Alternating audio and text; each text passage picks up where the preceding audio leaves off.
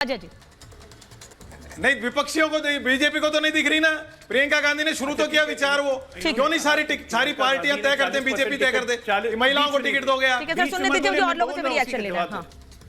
उसी का जवाब दे रहा हूं, सुनिए तो सही, थोड़ा सुनिए भी। मैं कह रहा हूं कि प्रियंका गांधी, भाई मैं तो बीच में बोला ही नहीं, जबरदस्ती बोल रहे हो। सुनिए, मैं कब बोला? तो 5 राज्य आ रहे हैं, 3 आप सत्ता में हैं। घोषणा करिए कि 40% देंगे यहाँ पे भी महिलाओं को। आप घोषणा कर दीजिए 40% देंगे। सबसे पहले हम ही लागू करते हैं आरक्षण। हम अपनी पार्टी में 40% महिलाओं को टिकट देंगे। राजस्थान, छत्तीसगढ़, मध्य प्रदेश, तेलंगाना, मिजोरम में 40% हम टिकट देने जा रहे हैं। घोषणा कर दे कांग्रेस पार्टी। आप विपक्ष में सवाल उठाने का बिल्कुल आपको हक है, लेकिन आप देश हित के मुद्दे पर सवाल उठाते हैं, तब आपकी विश्वसनीयता संदेह के घेरे में आती है। चीन ने हमारी 1 इंच जमीन नहीं हथियाई। सेना प्रमुख से लेके रक्षा मंत्री से लेके एक आदमी कह रहा है। राहुल गांधी विदेश में जाके कहते हैं चीन हमारी जमीन हथिया के बैठ गया। साथ में कहते हैं चीन सद्भावना का देश है।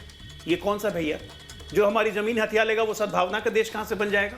जब गलवान का हंगामा होता है, गलवान में युद्ध में हमारे सैनिक शहीद हो रहे थे, राहुल गांधी जाके चीनी डिप्लोमेट के साथ डिनर करते हुए मिल जाते हैं। ये कौन सी देशभक्ति है भाई?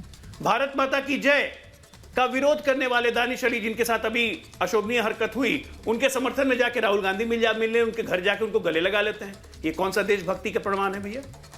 एक पर एक विदेशी विदेश में बैठ के अपने देश का क्रिटिसिज्म करना कि यहाँ पे अल्पसंख्यक खतरे में है, यहाँ मुसलमान खतरे में है, ये कौन सी देशभक्ति है?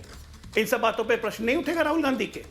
क्या कोई भी नेता, एक भी नेता जिनका आपने नाम लिया, इंदिरा गांधी हो, राजीव गांधी हो, कोई भी विदेश में जाके अपने देश का क्रिटिसिज्म करता था? इंदिरा गांधी तो इमरजेंसी के बाद उनको जेल भेज दिया गया था। उसके बाद जब गई थी लंदन में, उनसे जब पूछा पत्रकारों ने, तो उन्होंने कहा कि ये हमारा आंतरिक विषय है, अपनी लड़ाई हम देश में लड़ेंगे, यहां मैं देश के बारे में नहीं बोलूंगी। ये इंदिरा गांधी के बोल थे। उसी इंदिरा गांधी के पोते को क्या हो गया, नाती को? ये तो समझ से परे है मैंने ना। तो ये सब बातें पर जब आपसे सवाल पूछा जाता है कांग्रेस पार्टी से, तो आप लोग कुछ नहीं कहते हैं, आपके मुंह में दही जम जाती है। हर वो काम जो देश हित में हो रहा है उस पर आप विरोध करने आ जाते हैं। मोदी विरोध करते करते कब आप देश विरोध की सीमा लांघते हैं, ये आपको खुद पता नहीं चला, आपको नहीं चलता है। ये सारा कारण हो रहा है कि एक निरामिष व्यक्ति को अपना नेता मान के देश की सबसे पुरानी पार्टी जो अंग्रेजों के द्वारा बनाई हुई थी चल रही है। तो ठीक है, अंग्रेजी संस्कार रखिए अपने। वरुण जी मैं आ रही हूँ, मैं लारी साहब से रिएक्शन ले लूँ, फिर आपके पास आ रही हूँ। लारी साहब, सवाल इसलिए आपसे भी इसलिए उठ रहे हैं क्योंकि समाजवादी पार्टी और आरजेडी वही पार्टी थी जिसने महिला आरक्षण बिल का 2010 में विरोध किया था और ये कहा था कि अगर आप इस पर राज्यसभा के बाद लोकसभा में इसे पेश किया जाएगा तो हम सरकार से समर्थन वापस ले लेंगे। अब जब यह बिल आ गया है तो आपके सहयोगी दल जो आपके इंडिया का हिस्सा हैं वो ये कह रहे हैं कि भाई हम तो समर्थन कर रहे थे, लेकिन उस वक्त जो हुआ था वो ठीक नहीं था।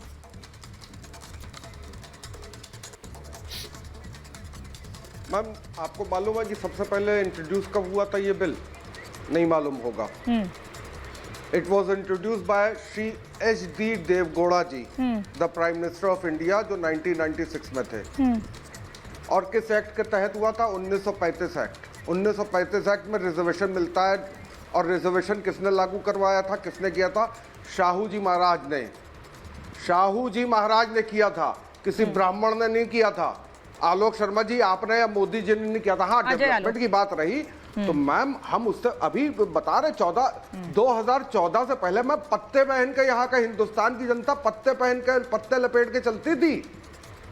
मोबाइल नाम की कोई चीज नहीं थी, कैमरा नाम की कोई चीज नहीं। ये सब मोदी जी ने आगे किया कि हम लोग बोलने लगे हैं।